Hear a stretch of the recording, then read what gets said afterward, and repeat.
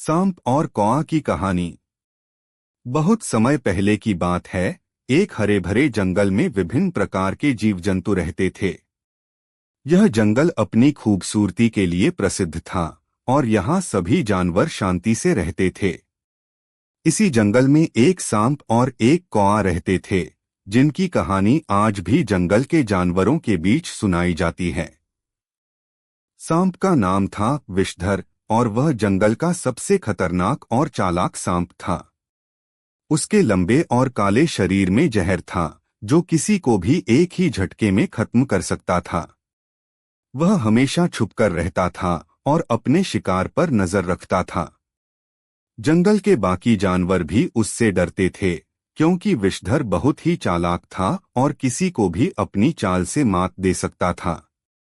वह किसी भी जानवर को अपने जहर से मार सकता था और उसका शिकार कोई भी आसानी से नहीं कर सकता था। दूसरी ओर एक कौआ था जिसका नाम था काकू। वह एक बुद्धिमान और समझदार पक्षी था।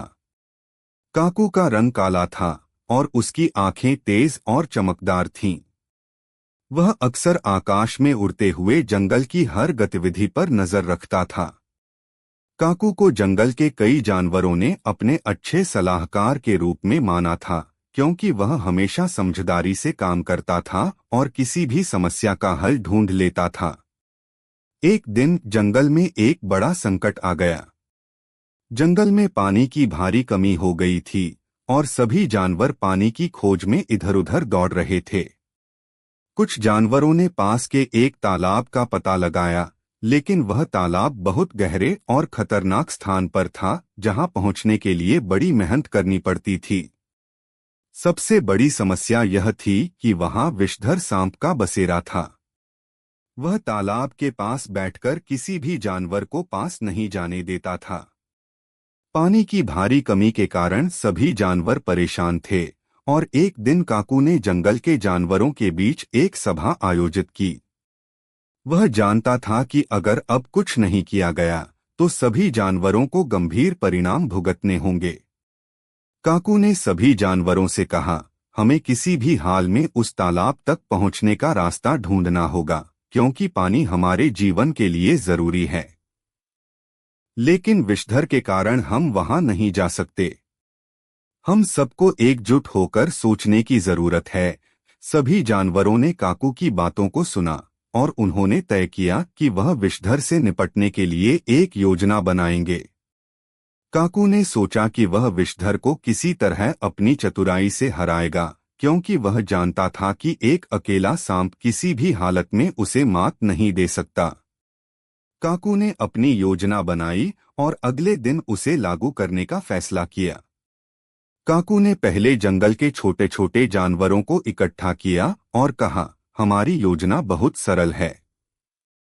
मैं विषधर को अपनी बातों से बहलाऊंगा और उसे अपनी चतुराई से फंसा लूंगा।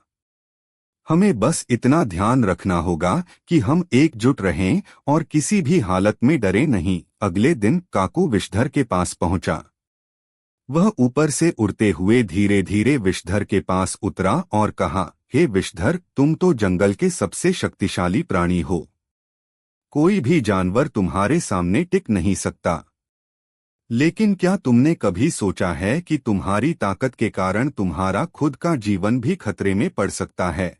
विषधर ने काकू की बातों को सुना और बोला, तुम क्या कहना चाहते हो काकू? मैं तो हर किसी को अपनी ताकत से डराता हूँ। मुझे किसी से डरने की जरूरत नहीं, काकू ने कहा। लेकिन विषधर, तुम्हारी ताकत के कारण तुम्हारे शिकार और जंगल के जानवर तुमसे बहुत डरते हैं।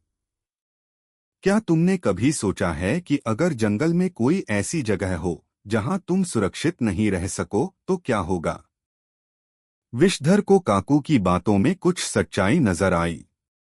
वह चुपचाप काकू की बातों को सुनता रहा। फिर काकू ने कहा, तुम्हारे पास इतना बड़ा तालाब है जहां तुम आराम से रहते हो। लेकिन अगर तुम उसे छोड़कर कहीं और चले गए तो क्या होगा? शायद कोई और जानवर तुम्हारे स्थान पर कब्जा कर ले। काकू की बातों में कुछ सच्चाई थी और विषधर सोचने लगा। काकू ने फिर कहा, मैं तुम्हारे लिए एक मौका लाया हूं। अगर तुम अपने स्थान से हट जाओ तो मैं तुम्हें और भी अधिक सुरक्षित स्थान दिलवा सकता हूँ जहाँ तुम आराम से रह सकते हो। विषधर को काकू का प्रस्ताव आकर्षक लगा और उसने सोचा कि क्यों न वह अपनी जगह बदल ले। उसने काकू की बातों को मानते हुए तालाब छोड़ने का निर्णय लिया और वह विषधर काकू की बात मानकर दूसरे स्थान पर चला गया, जिससे बाकी के जानवरों को आराम से रहने का मौका मिल गया। इसके बाद काकू ने बाकी जानवरों को तालाब तक पहुंचने का रास्ता साफ कर दिया और सभी जानवरों ने पानी पीने के बाद काकू को धन्यवाद दिया। काकू की चतुराई और समझदारी ने जंगल के सभी जानवरों की मदद की और विषधर को हराया। इस कहानी से हमें यह सीखने को मिलता है कि किसी भी समस्या का समाधान केवल ताकत से नहीं, बल्कि समझदारी और चतुराई से किया जा सकता है। काकू ने अपनी बुद्धिमानी से विषधर को हराया और सभी जानवरों की मदद की। इस तरह हमें कभी भी अपनी समझदारी और सोच का सही इस्तेमाल करना चाहिए, क्योंकि किसी भी चुनौती का सामना करने के लिए केवल शक्ति ही नहीं, बल्कि दिमागी सूझबूझ भी जरूरी है।